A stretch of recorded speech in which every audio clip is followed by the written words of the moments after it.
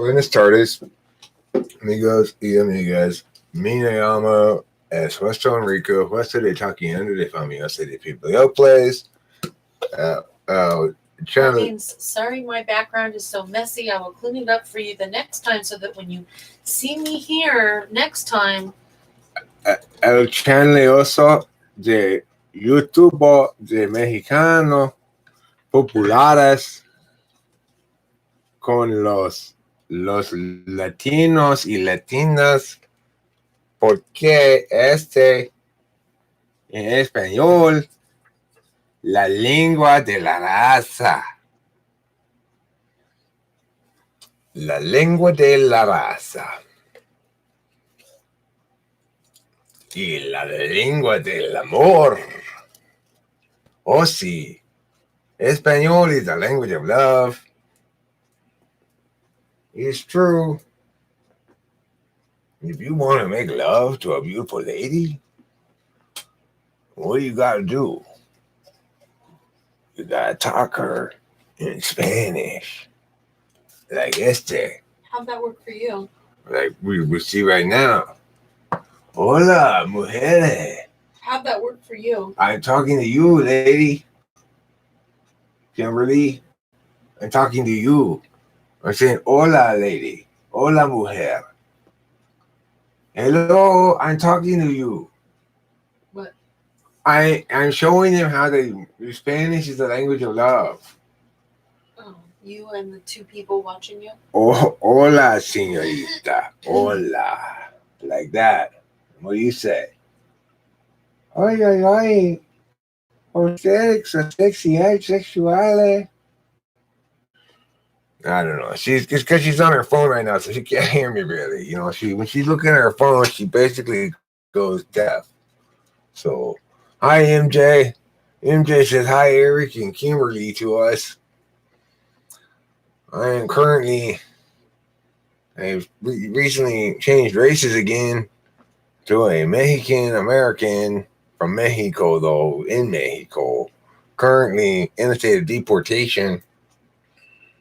I spent most of my life, like from ages 10 to 12 in the United States. And now I'm 21. I'm here now in Mexico again. Anyway, I'm trying to pick up on Kimberly right now, MJ, with my Spanish talk, because you know how Espanol is the language of love. That's what they say. So I'm trying it out. Like, oh, señorita, ooh la la, like that, you know. That's how they do it in old Mexico.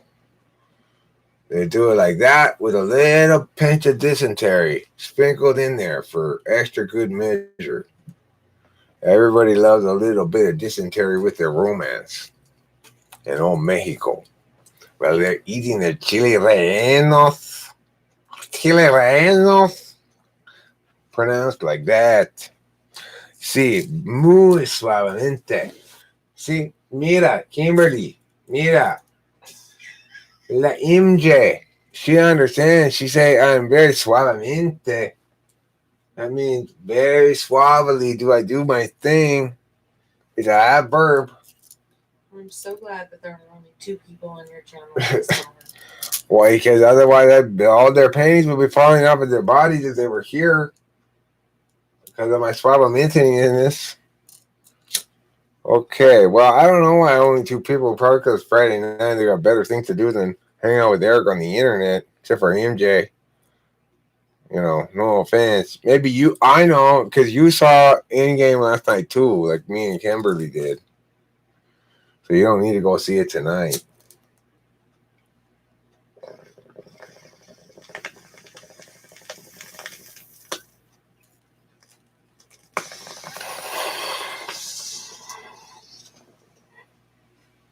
Maybe everybody's out at the kegger. And only MJ and me and Kimberly didn't get invited. I think it's at Lovelou's house. We didn't get invited though. To where? Lovelou's kegger tonight. That's why I guess everybody's not here. It's because they had to go to the kegger. Maybe because I don't drink alcohol anymore. Ever since that one time when I drank all the tequila, I was just like, no, no más. Por favor. So anyway, the title of this live stream is I don't even remember, something like Gossamer Wings of something. Wistful Gossamer Wings of Wistfulness. So anywho, Friday night's never a particularly good night to attempt a live stream because I guess people have other things to do, and so I don't get a lot of stuff to work off of in the old chatteroo. Oh, wistful yearning for nostalgia, right? Wistful yearning for nostalgia. If you've got a wistful yearning for nostalgia, well, that's just silly because you're already feeling nostalgic by wistfully yearning for something. So there's no need to yearn further. You've already accomplished the thing that you're wistfully yearning for. That's the great irony in the title, as you see. So, like a lot of people might say to me, okay, well, Eric, define wistful, define yearning, define nostalgia. Well, I'm going to define nostalgia as wistful yearning, and I'm going to define wistful yearning as nostalgia. I'm going to define wistful as wishful in a unfulfillable way, and yearning as pining for that which once was but no longer is, equaling a total of nostalgia and its definitional package. Speaking of packages, today I received Zandy's bulging package. I opened it up and was attacked by a swarm of Africanized bees. That's why I normally don't give my address out. That's how people die, Zandy. When you pack a box full of Africanized bees, why do you think how many times did I get stung on the eyeballs today? 6 times on each eyeball. You think that was fun? You think that didn't hurt? Think. I get it. I do. I have expressed before that I would like to have bees. That I wish there were more bees around. That maybe I would even like to keep some bees someday. That doesn't mean it's okay for you to send me 100,000 live Africanized bees in a box. Okay? Picking only the 100,000 most aggressive out of the million you had to choose from. That's what I'm objecting to. And did you even inform the post office that you were shipping 100,000 live bees to my house in a box, in a cardboard box? They must have wondered what the buzzing sound was, I'm thinking, though. Makes me wonder why they're not doing a better job at the post office. Maybe these things, these bubbly things, muted the sound of the buzzing enough that the post office just didn't notice. And it just seemed like an unusually light package. So light, in fact, it would occasionally begin to fly itself away because it was just full of bees. Zandy sent me a box with 100,000 Africanized bees today. She thought she had them trained to come out in a formation, 100,000 strong, spelling out Kim plus Eric equals love. Something like that, but instead they attacked my eyeballs directly. They all went for the eyeballs. 6 of them got stingers in before I managed to close my eyelids. That's how fast these Africanized bees are. I mean, at least the 6 that got in there for each eyeball. It was clearly a coordinated attack. So they were just blowing smoke up Zandy's ass the whole time she was training them, is what I think. Well, we're talking about how Zandy's gift backfired today and got me nearly blinded. I've recently recovered by squirting a lot of Bactine into my eyes to prevent contamination, But anyway, Zandy had spent a lot of time training 100,000 Africanized honeybees to spell out Eric plus Kim equals love when I opened the box when it arrived. But unfortunately, they were just tricking Zandy. They were pretending to. They were learning what she wanted them to do, doing it so that she send them, but then they were double agent bees the whole time. They were agents of C.S. Joseph, Zandy. You got tricked by C.S. Joseph. C.S. Joseph did the double Trojan horse. First he Trojan horsed into you by pretending to be a normal bee outlet without surreptitiously trained assassin bees, then he utilized your legitimacy and your like right hand doesn't know what the left hand's doing kind of thing, to take advantage of that to successfully get a Trojan horse in. And as a consequence, that's how it came to be that I received 6 bee stings per eyeball today when I opened not Jeebus's, when I opened Zandy's gift for us. And so I guess the message was I was just going to make a general request. Can everybody else please not send any living creatures to me, especially those with stingers or wasps or, don't somebody think, hey, look, I've managed to successfully train this box full of hornets to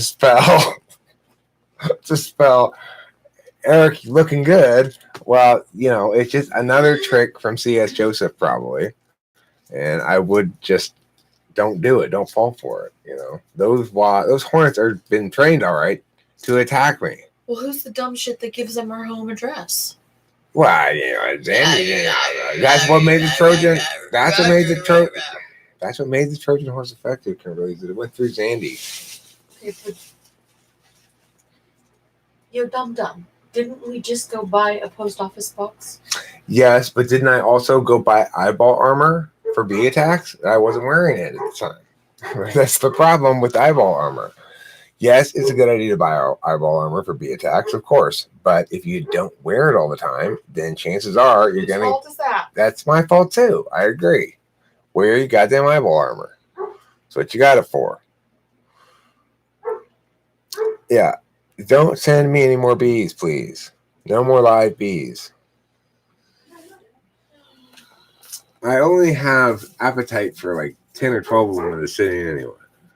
I do eat live bees, sure, like most people, but I'm not a huge aficionado of them. They've got that weird kind of furry crunch to them that is a little off-putting. And the stingers, of course, on the tongue are kind of off-putting as well. But there is that kind of tangy, gamey bee quality. Is there something going on? Do you hear all that? Mm-mm. No shit. Let me go see. I hear the dog barking. This is. All right.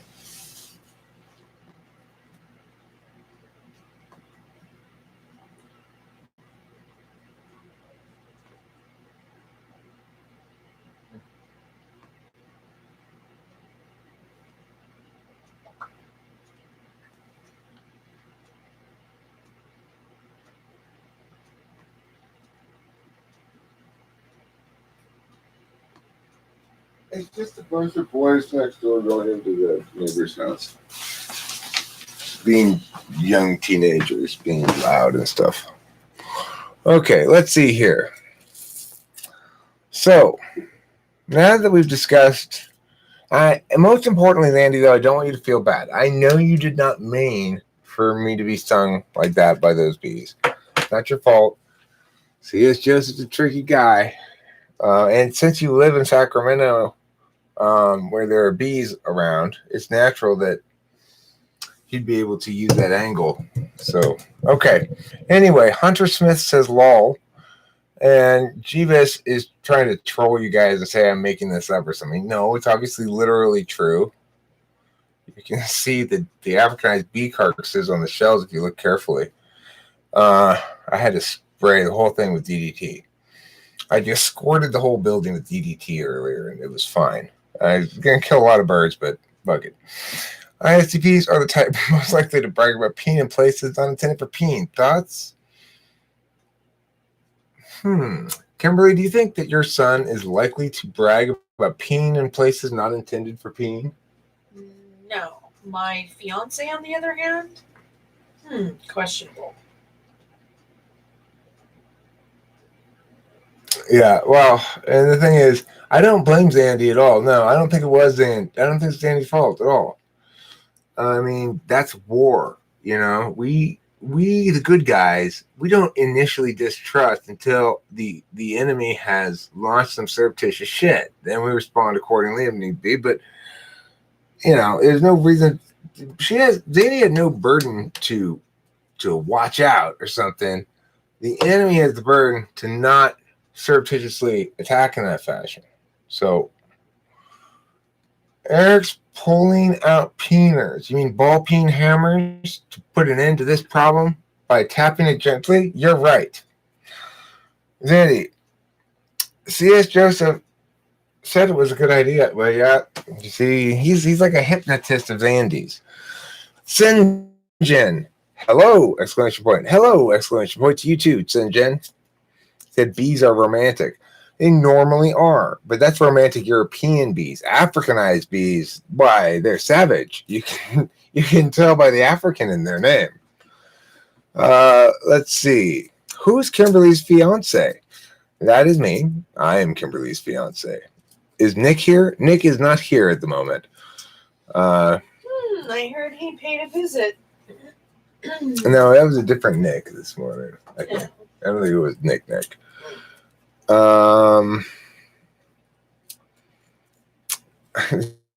Jeeves wants more Nick to beat up, huh?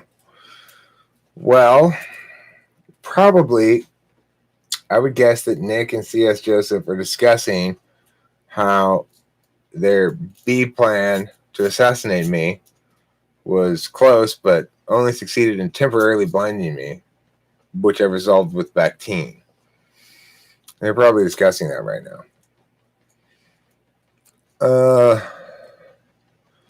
Anyway, as I was saying, if Nick contacts you, Nick Glob, and says, I've got these wonderfully trained scorpions, don't believe it. Hunter Smith, how do you experience third slot FE as an EXTP? Well, I am an ENTP, and my experience of third slot FE is that it's a guiding force in general, that I feel best in life when I feel as though I'm socializing both purposefully and successfully. That is to say that people both like me for things that I want to be liked for, like being clever, smart, or funny or something, and they think that I'm a good person. In other words, that I'm being liked for things that people in general want to be liked for, and that I find I like to be liked for as well, like being actually helpful. Sometimes I sort of trying to grow on me, you know. So that's how it plays out for me, that everything ultimately fits under that frame, not in the moment. In any given battle, I'm more likely to prioritize TI and say, fuck it to the FE and toss the FE to the side, right? But overall, over the course of multiple battles, my locus of what comprises acceptably bad FE shifts towards the good end of FE, because it's ultimately a moving scorecard where I need to be doing a little bit better in terms of FE over time to feel really satisfied that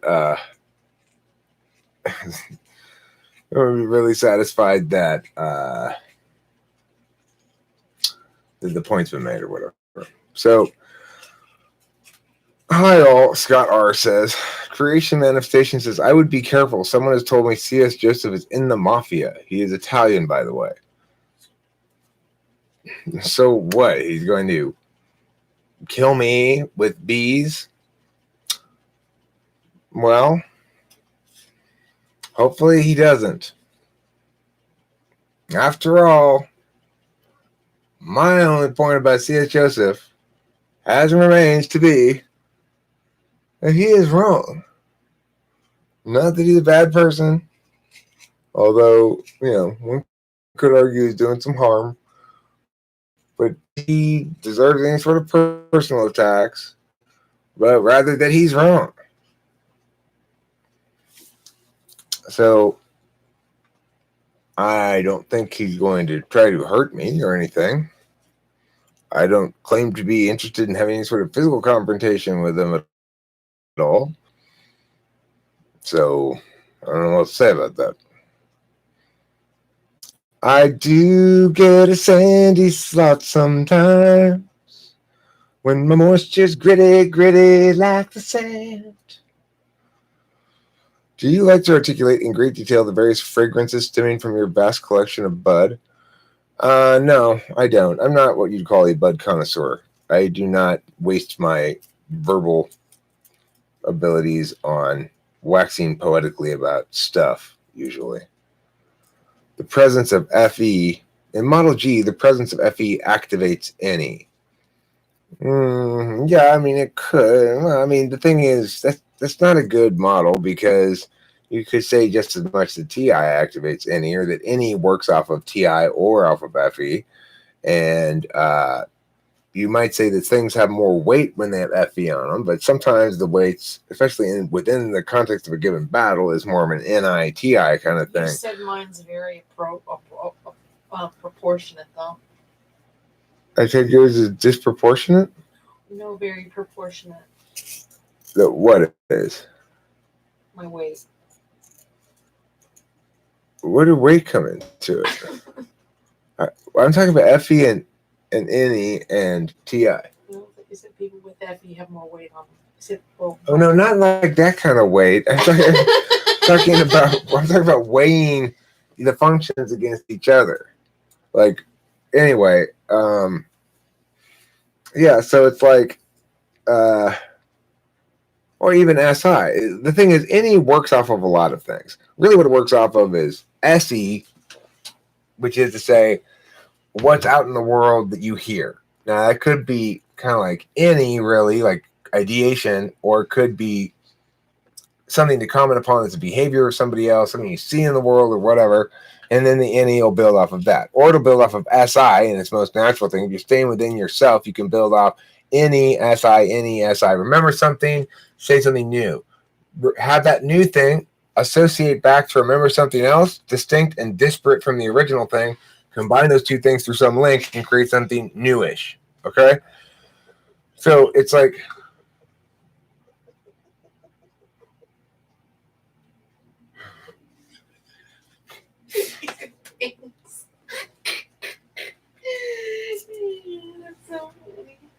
there's a picture of a cat that Kimberly's laughing at here. It's got like hair. It looks like it's got hair, you know. And then his mom cut his hair. And then the caption is mom cut his hair. Okay, so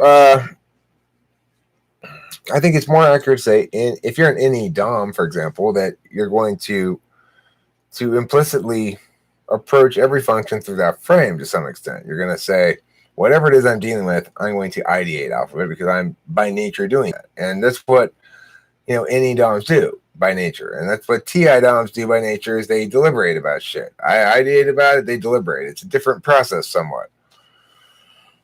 What NI DOMs do, they know. And those are different processes, and that's why they're different functions.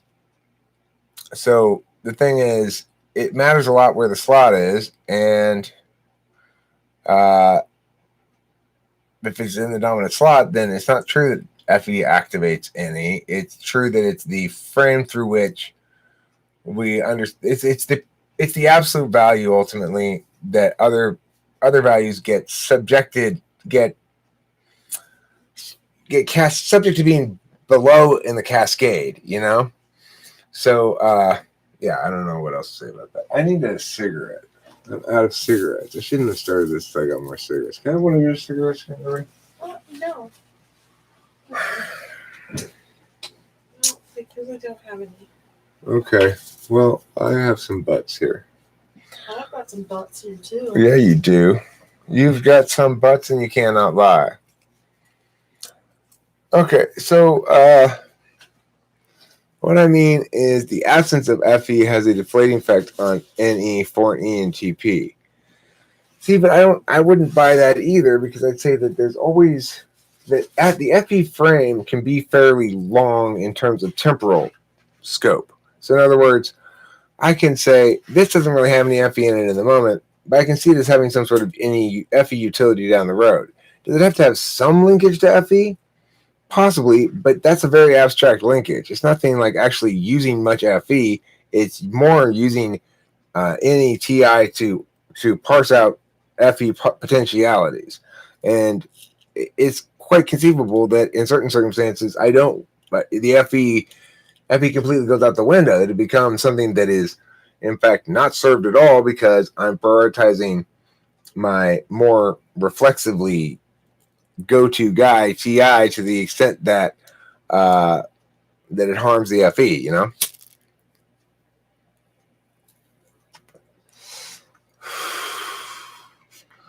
Let's see. Do you like to articulate in great detail the various fragrances? Oh, I read that. I have a feeling someone in the mafia will not have a typing YouTube channel. Well, they might, but hopefully they wouldn't kill somebody else over it. C.S. Joseph is scared to debate you? I would say probably. Yeah, that would be my explanation for it. I mean, he's got no legitimate reason to not want to talk to me other than that. I mean, he is an ENTP. If he were an ENTP for sure, he'd have no legit reason. Zandy says, I'm still shocked C.S. Joseph deletes and removes users who disagree with them. It's a different point of view. It's not a personal attack. Well, I agree with you completely, Zandy. And I think that it somewhat invalidates your own point of view if you can't take the heat and you can't defend it and you can't handle the notion that people hear critiques of it and stuff, then it's probably because you can't defend it. Are FE users louder than FI users? Asked Hulk Hogan. It depends how upset the FI user is. As an NI-DOM, when I take Adderall, my interest in novelty noticeably increases. Weird. Probably, I would say my interest in truth probably noticeably increases too. But I would say more what increases is my SE as a general rule. Kimberly, would you like to be a sweet, sweet lamb and do me a favor? Go buy you cigarettes. Well, that would be a huge favor. I was just going to say get some sort of beverage from me. Then I realized I have this little bit of water left. A little bit.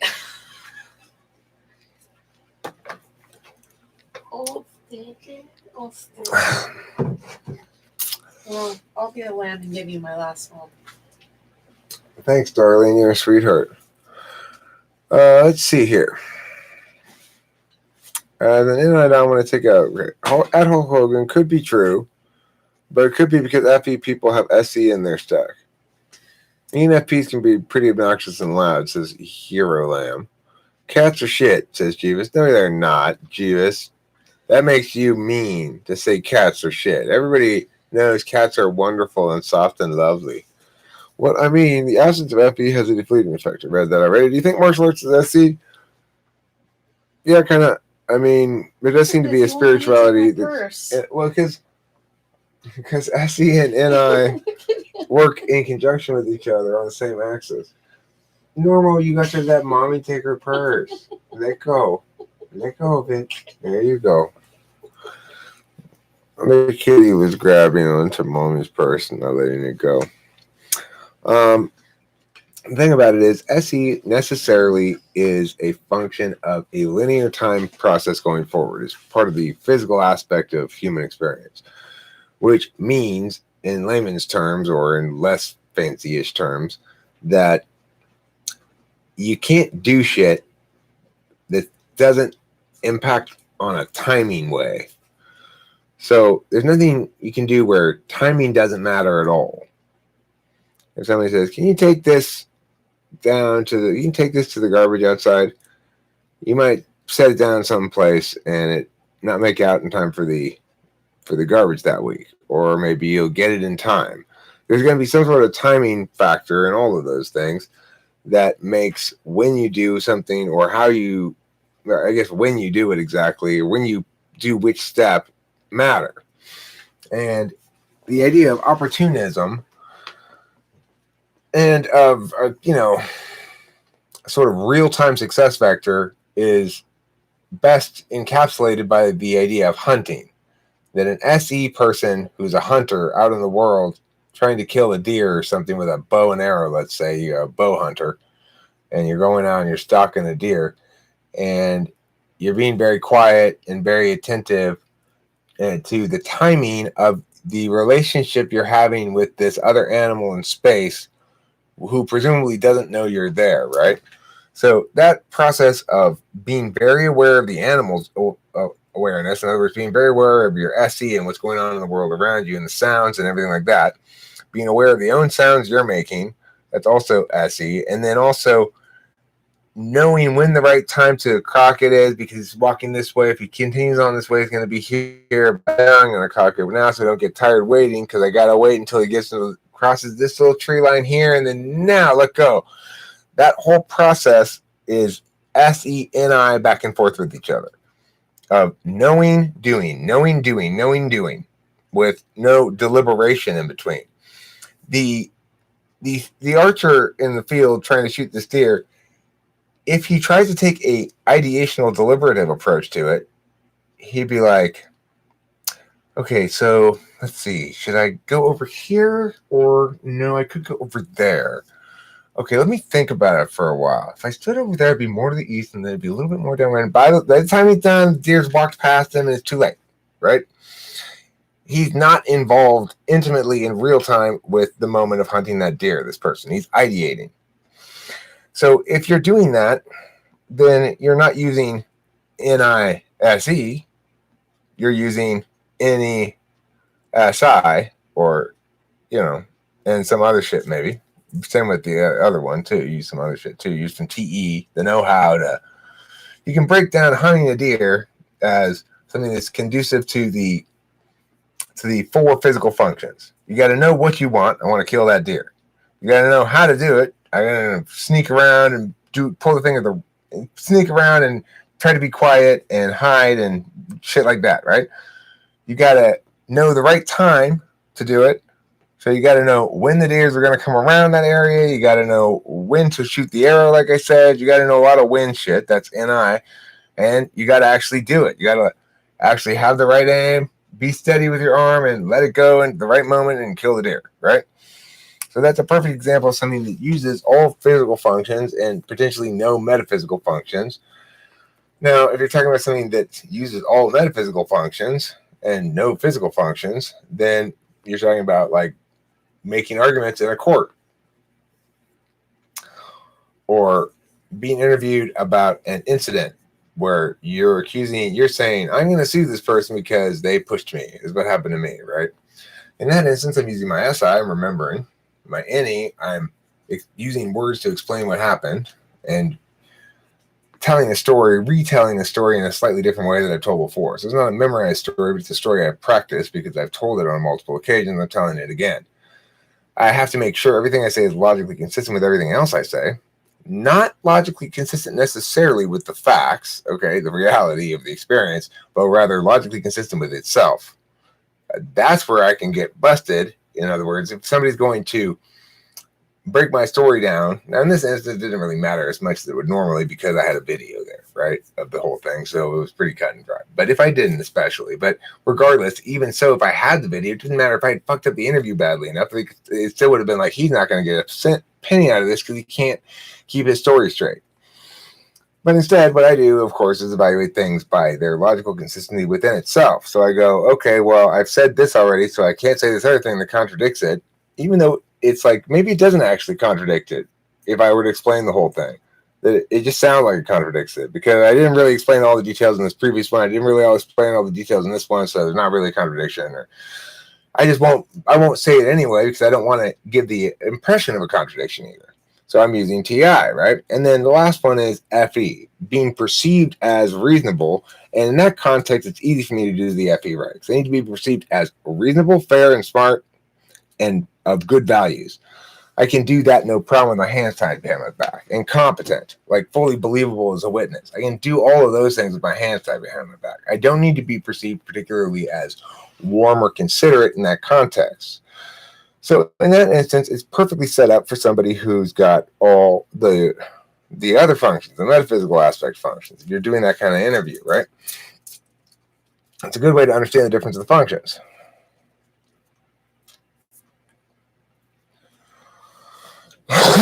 Your friend keeps telling the same stories when he's drunk. Is that water SI? I'm going to call that alcohol SI.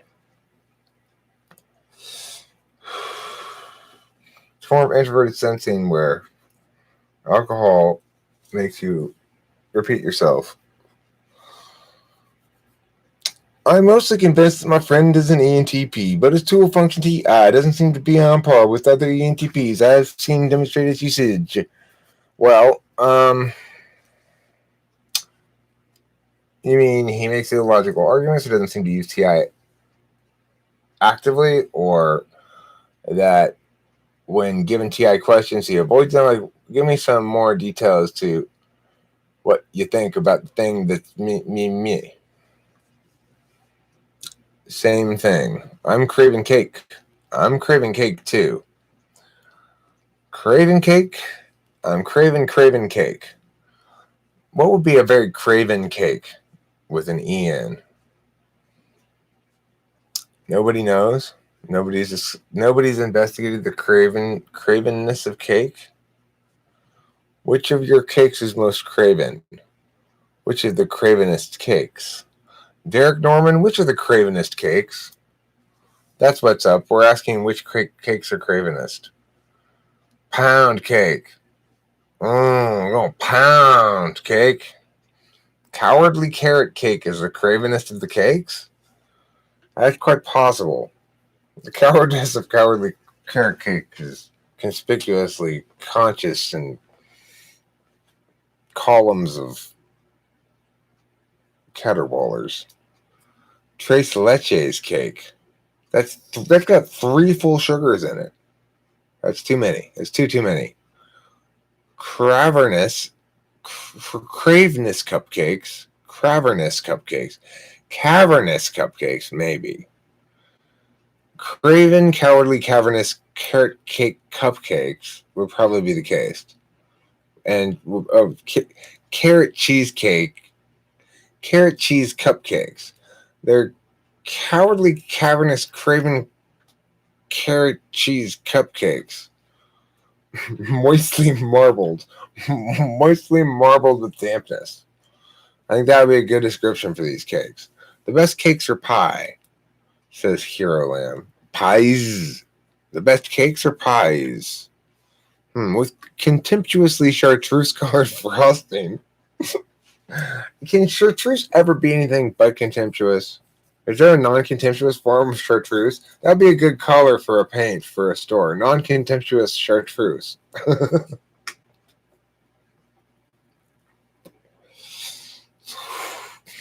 Yeah, this chartreuse has been established to be only diffident. It's neither disdainful nor is it contemptuous. So you're in luck. Do you have any that doesn't have the diffidence? This is uppity. Here's some uppity chartreuse. You want that? Uppity, huh? Do you have any docile chartreuse? No such thing exists, sir. There's no such thing as docile chartreuse. Meat pies are tasty. Yeah, they are. Meat pies are tasty in the car. Meat pies are things that I eat. Meat pies are filled up with meat. Key lime cheesecake. Made with the fresh squeezed key limes of Key Lime, Florida. You're going to enjoy key lime cheesecake. Ice cream cake's not the greatest cake. Ice cream cake's just ice cream and cake. That's not a trick. That's just a bake. A bake mistake. A big bake mistake. Pies are to Kiwis as burgers are to Americans. You mean those little birds they're almost blind? Really like pies? Moist cake. Moist cake is better than dry cake in general, unless you have a beverage you plan to dip the cake into, such as coffee, in which case you need a drier cake. Not absolutely dry, but drier than the moistest of the cakes. Something that we might call coffee cake. That's assuming you do have the coffee in which to dip the cake, of course. Without said coffee, the dippage of said cake won't occur, and a moisture cake would be at that point preferable. If you have no beverage at all, you probably shouldn't even eat cake. Even the moistest of cake is too dry to be eaten beverage free.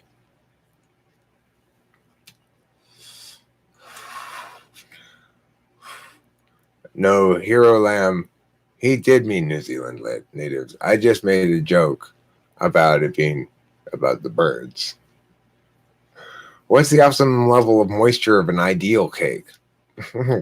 Well, the ideal cake is a rarely used recipe. People don't really know about it very much. It's kind of like the infinity gauntlet of cakes, in that it's absolutely ideal. So, how moist is it? It's seductively damp, I think is the best way to put it in terms of its level of moisture. Seductively damp, which is just shy of regular damp. Um, and it's just the right amount of sweet, obviously. It's got a very little bit of frosting, not very much frosting. It's perfect frosting. It's cream cheese frosting. It's the ideal cake. It's got fruit flavors that are derived from real fruit, but no actual pieces of fruit of any sort. And you know, it's a delightfully refreshing mixture of seductive dampness with sugary notes of humor plums, which are like plums but funnier. And no, it's got sour notes in it too. It's got it's got the nostalgic sourness of rhubarb in the background, hitting the palate right here 3 times, then once over here, and then once straight up the nose. Okay, it's called pound cake because after you eat it, you want a pound. It's time to go to Pound Town. I just had some pound cake, baby. I know why you made that. You want to make me think about pounding. Pounding that sweet, sweet ass. Tell Kimberly to make us a cake. Kimberly doesn't tell very well, so I could ask and probably wouldn't do me much good. What's the optimal level of moisture? I already read that one, but crap, no one ever told me I was supposed to dip coffee cake in coffee. You don't have to. It's just that if you don't, you'll get cancer. So you probably want to. It's not a law, though.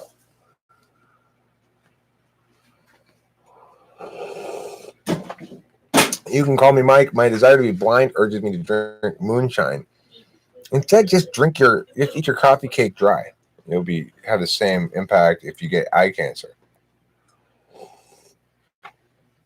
The answer, according to Fodilis, is ideal cake doesn't exist in the real world. Well, you know why, Fodilis? Because your real world is a little bit smaller than mine. That's why. It does exist in my world. I've seen it. I've made it. I've tasted it. I've lived it. I've loved it. I've been it. Why are you looking down? I'm looking at the words over here. And that's where they are. What's a good hangover cure? A Bloody Mary.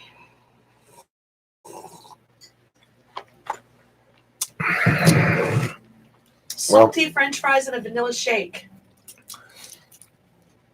The best thing to do, as Angantar says, the best thing to do is to drink a shit ton of water before you go to sleep. Take a couple of tunnels as well before you go to sleep. Yes, that too. And then when you wake up in the morning, drink another couple shit tons of water and take another couple tunnels and go back to sleep. And then when you get up, the next time you should feel a little bit better. Go to breakfast, eat really good food, greasy potatoes, and a Bloody Mary. Well, look, everything in making an ideal cake has to be absolutely perfect. The temperature, the timing, the ingredients, the amount of intensity at which you stare at it as it cooks has to be perfect.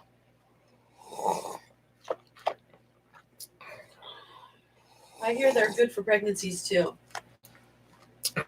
Pickles? Yeah. Pickle juice is good for hangovers. You can drink pickle juice. Oh, was it you that told me that? Yeah. I'd avoid the crack. I think that's going to really ultimately make your hangover a little bit worse. Give you a crack hangover to go along with the alcohol hangover. I'm glad I don't have hangovers anymore. I haven't had one in a long ass time. Me too. Hopefully I will not ever have one again. And But I have had plenty of them in my life. Lots and lots and lots of them. And so I can tell you they suck ass. And I'm so glad I don't drink anymore. My stomach is all tore up all the time from drinking too much. So anyway, let's get back to the flavor, the softness, the moistness, the dampness, the deliciousness of the ideal cake, which is only every once in a while achieved by the greatest cake chefs of all time. Me, and I think maybe Julia Child made one once, and this guy is Stephen Bukowski from Detroit. Eric, And what? I'm talking about the greatest cake chefs of all time, Kim. you don't know anything about cakes. Do you know what a red velvet cake is? You know One of the lesser cakes. One of the lesser cakes. Do you know cakes. if red velvet is just red cake, or if it's got a flavor, or what do you think? Well, I'll tell you. I will tell you. Now, the story of red velvet cake begins in the 1700s. Lies. When Victorian households would have extra red velvet lying around the house from their unnecessarily indulgent draperies. And this they would grind into a fine paste that was called red. Too much nonsense is uninteresting. All right, tell me, Kim, what flavor is red velvet? Cocoa. Cocoa? Is it? And red food dye. Cocoa and red food dye. Mayonnaise. Pickle cake with mayonnaise frosting? Doesn't it sound great, you guys? No. It's actually cream cheese frosting. I like cream cheese frosting. If you want to assuage your hangover, try sitting by a campfire while attempting to exert your intellectual capabilities under the influence of an IV of heroin. Thanks. Seems like a little bit of an overkill for a hangover, maybe. But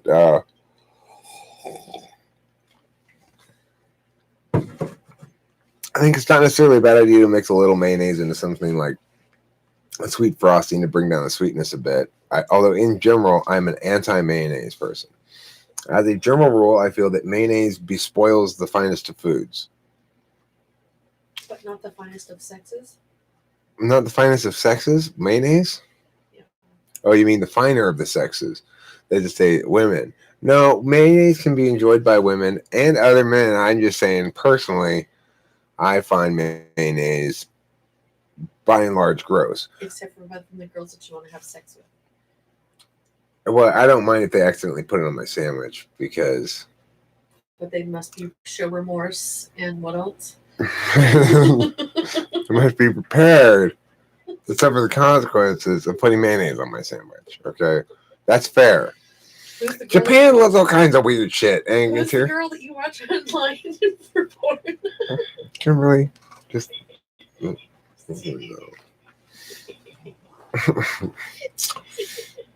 There is one particularly good pornography movie that you could watch if you wanted to. It's about this girl who makes the mistake of putting mustard on this guy's sandwich, and he's very cross with her. Let me tell you, boy, she's got some lessons. She's got some lessons to learn. Anyway, Japan doesn't get moist cakes. That sounds like fighting words. Have you talked to any Japan cakerers? Is that what somebody who makes a cake is? A cakerer? Debate C.S. Joseph, says Frog123. Okay, here I go. Meow, meow, meow, meow, meow, meow, meow, meow, meow, meow, meow, meow, meow, meow. A little bit of mayo mixed with spicy brown mustard is the only way to eat a roast beef sandwich. A teeny bit of mayo might not kill it, but I do like some mayo on a hamburger. That's okay. That I don't mind.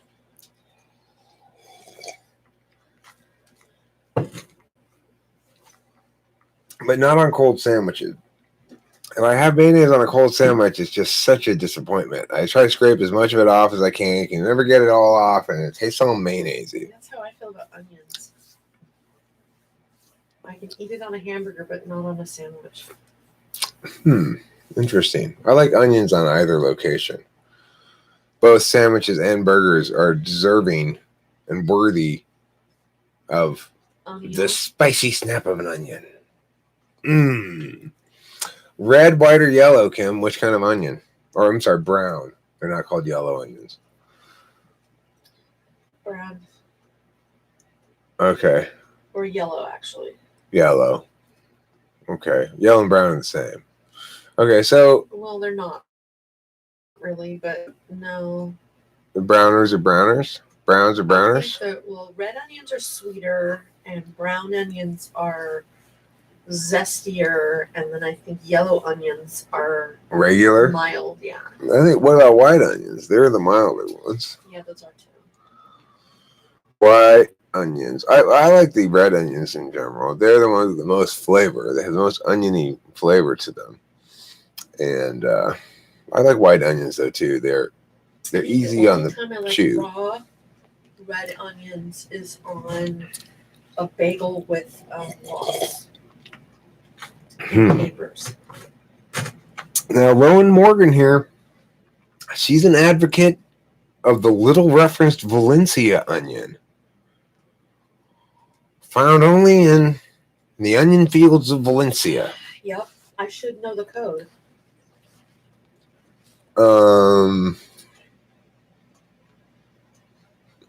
What's that city up north called that's got onions? Visalia. Are you talking about Visalia onions, maybe? Visalia. Visalia doesn't have much, but it's got onions.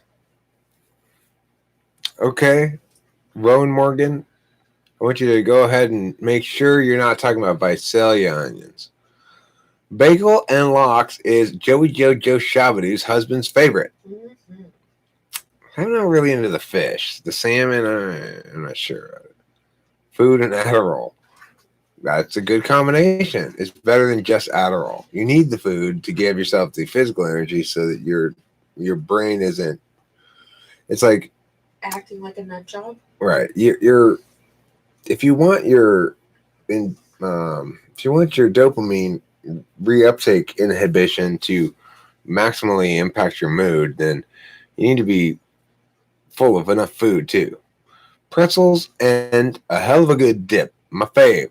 We had pretzels and sausage and mustard. Oh yeah. The other night at a restaurant. It was a baked pretzel though, not pretzels. It was a big baked pretzel. Yeah, there you go, Joey Chabadu. She says Vidalia onions, Valencia oranges. Yeah, I hadn't thought about that. You're probably thinking about Valencia oranges, but I did think Vidalia onions. Okay, you've got 7 minutes, buddy boy. All right, I got 7 minutes left. And then we're going to go clean or something, or I don't know, have some mayo ice cream. No, Sandy. Mayo ice cream sounds.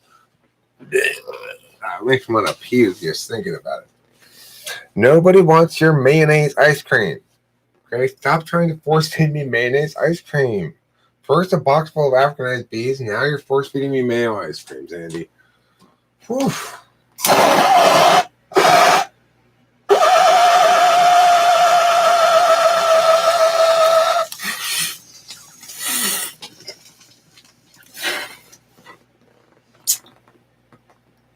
On a more serious note, this bong rip is transubstantiated to Sandy, and thanks for the honey. And the champagne Me Too movement too. And the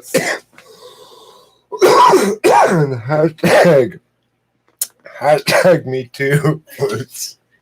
The hashtag Me Too movement. Sandy, I want to know, did you think there was going to be one that said, like, I love you, and the other one says me too? Or did it just come out that way accidentally, or did you know you were getting two that say me too on them? That's fine. I think it's funny. I like the fact they both say the same thing. Me too, me too. It was accidental. Okay, Sandy confirmed that she didn't know when she ordered it or wherever she got it from. Does she have a I love you and an I love you? Well, if you want to tell wherever you ordered it from, that they gave me to the same kind. Maybe they'll give you a refund or something. I don't want to trade it in to the other one. I like it with both the same kind. But I'm saying you could use like the video that I put up earlier of opening your thing as proof that they gave me two of the same ones if you wanted to. I'm just saying, that's a little TE coming in to play here. If you think that's a dumb idea or whatever, that's totally fine. I apologize for even bringing it up. Kimberly doesn't like it, obviously. Hey, look, it's Ham Bone. He's here to ham your bone and bone your ham. She got them from Anthropology? He's going bone, bone, bone, and it's ham, ham, ham. I'm surprised they messed that up. What? Is that a very nice place? Anthropology, huh? Yeah. They are so adorable. If it's so nice place, why can't they spell anthropology correctly? How do you know it wasn't Sandy that spelled it wrong? Oh. Did you spell it wrong, Sandy? I don't know. Maybe it's Andy spelled it wrong. I don't know. Joey Joe looks super cutesy. She has a video. You can look at her in the video if you want to. She's pretty cute. Married. Yeah, she's married though.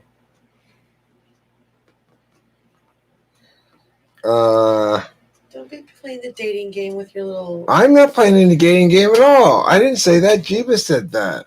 Okay, no matchmaking. I'm not matchmaking. All your ladies here are. I was just agreeing. Would you want me to disagree with Jeebus when he says, "Oh no, not Joey Joe, cute"? No, Jeebus, come on. You want me to say that? No.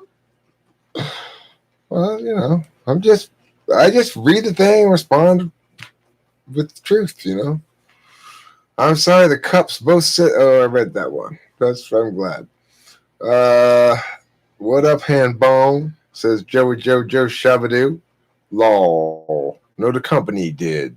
Nope, it's spelled that way. Hi, Joe. It is spelled that way, Kimberly. What, Anthropology? With an IE at the end. Oh, okay. Yeah, no, it is. I don't know. I can't read it.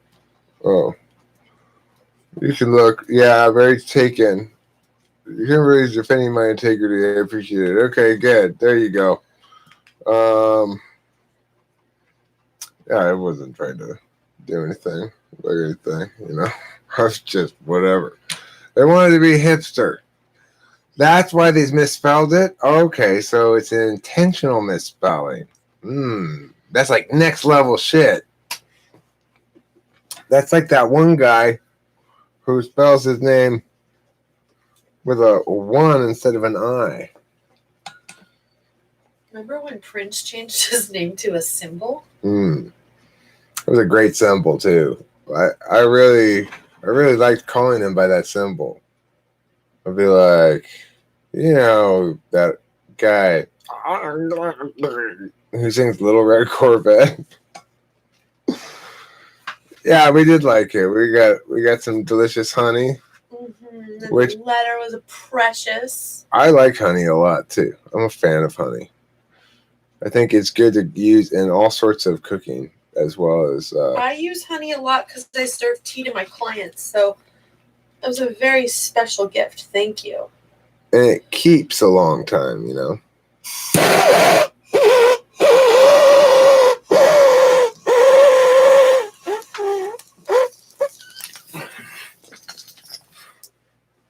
It's the beef jerky of condiments, they say. It's not. Do you realize I moved from your old house, 20-year-old honey?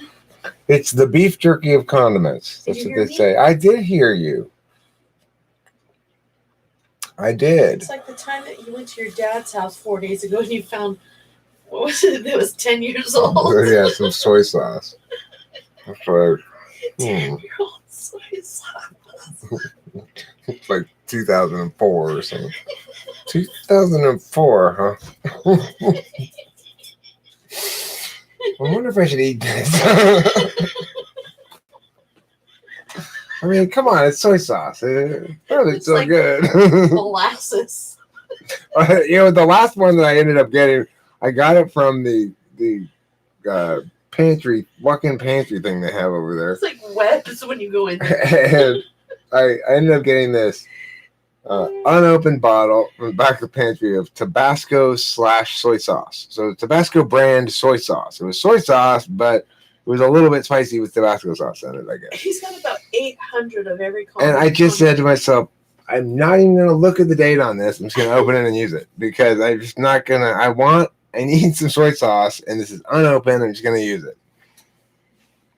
Legend says if you eat old soy sauce, you turn into a samurai. Oh, that explains all the swordplay of late. Sheila W's here. Oh my gosh, Sheila, you got here a little bit late. We're just wrapping things up.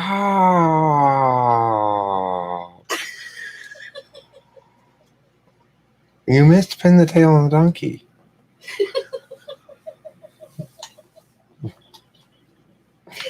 You should have seen it was hilarious. Kimberly pinned it right on his nose. That's not his ass, I said. Okay, so let's see.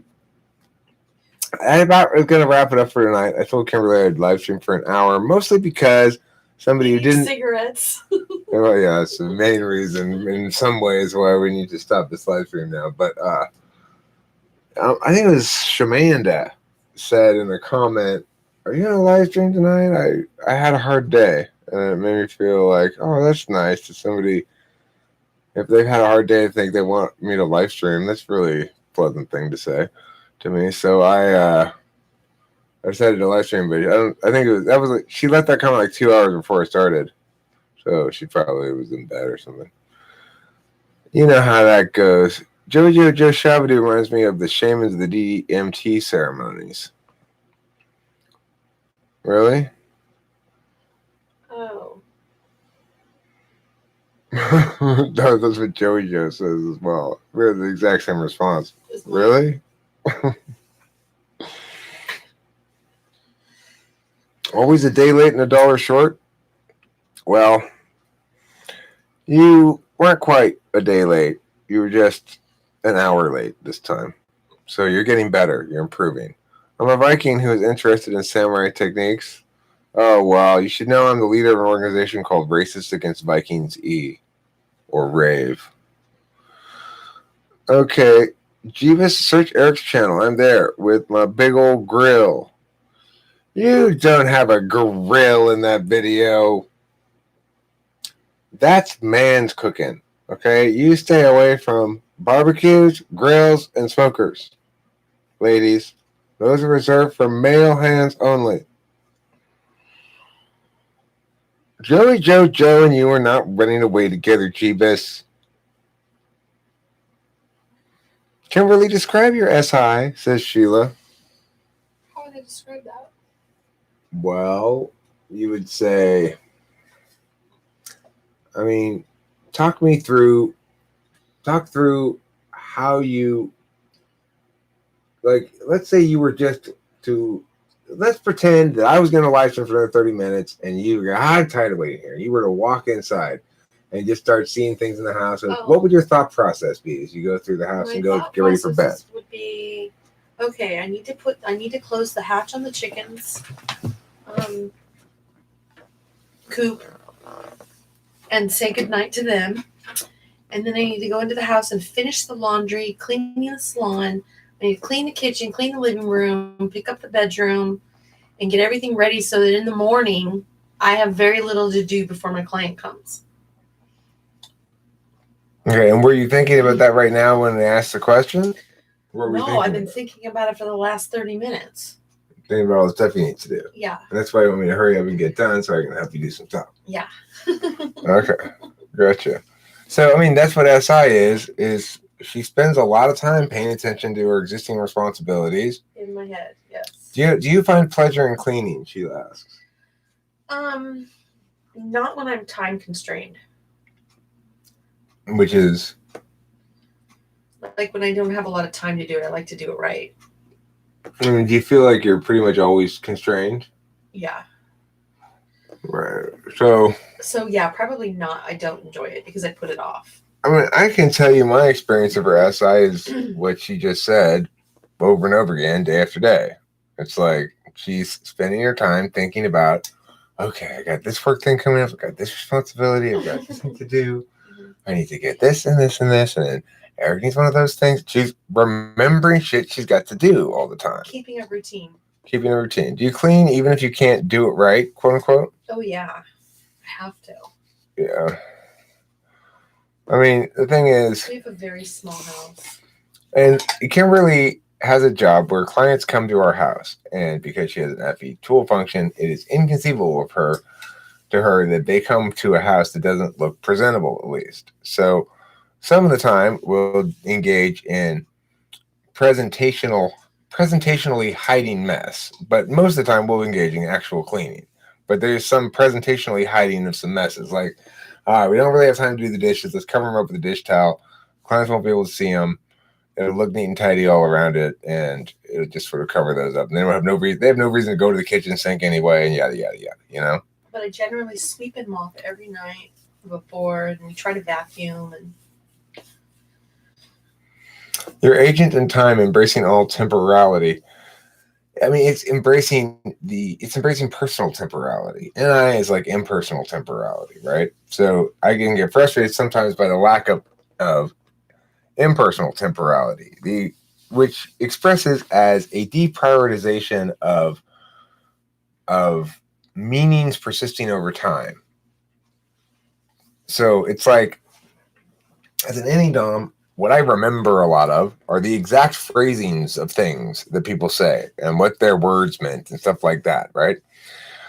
But she doesn't really remember like that. She remembers like what I was just talking about. So she's not thinking back about previous conversations she's had with me and then ideating forward about various meanings of those conversations. She's not she can't possibly like keep up argumentationally on those kind of grounds because she's always looking backwards towards our existing resources and keeping us grounded in that area, which is how the relationship is supposed to go.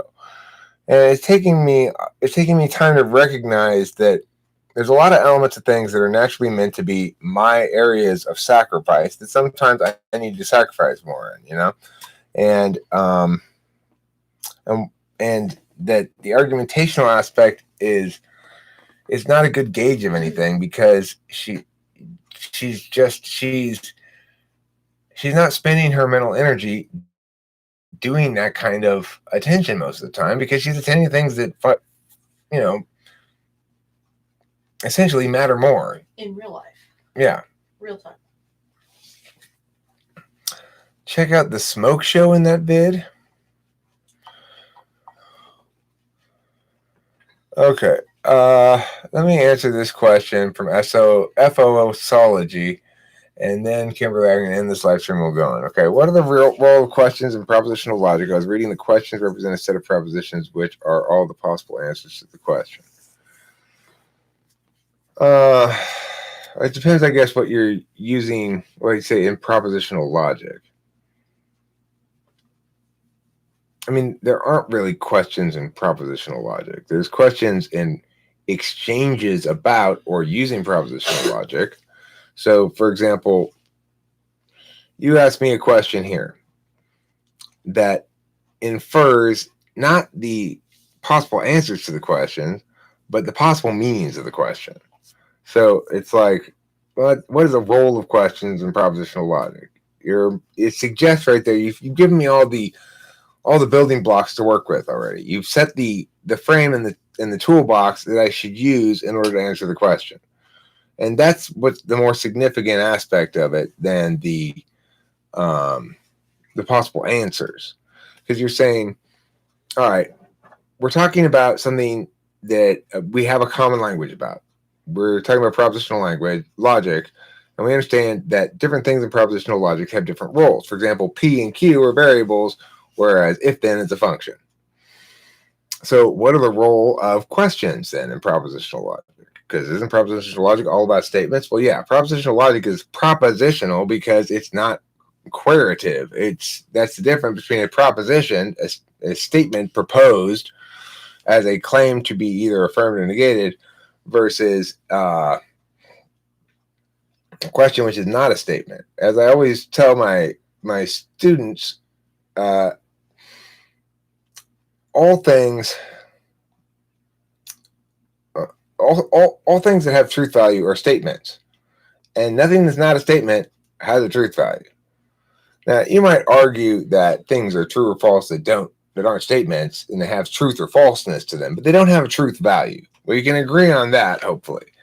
That the only things that can possibly have truth value are statements. So, what are the role of questions in propositional logic? They're evocations of statements that have truth values that one or the other party of two can use to do argumentational work thereafter with. That's what they are. They're not really implicit to propositional logic at all. They're implicit to argumentation using propositional logic. All right, I would love to sit here and chat forever, but I actually would like to get off of here too because I want to go clean, and Kimberly wants me to clean, and I'm feeling very moist and affectionate towards Kimberly right now, so I want to go make her happy by cleaning. Bye, everybody. Thank you, Sandy, for the beautiful gifts. I appreciate you all for being understanding. Yeah, cool. Later days, better lays, and don't enter any unnecessary phrase. And don't forget to eat mayonnaise. Do forget to eat mayonnaise.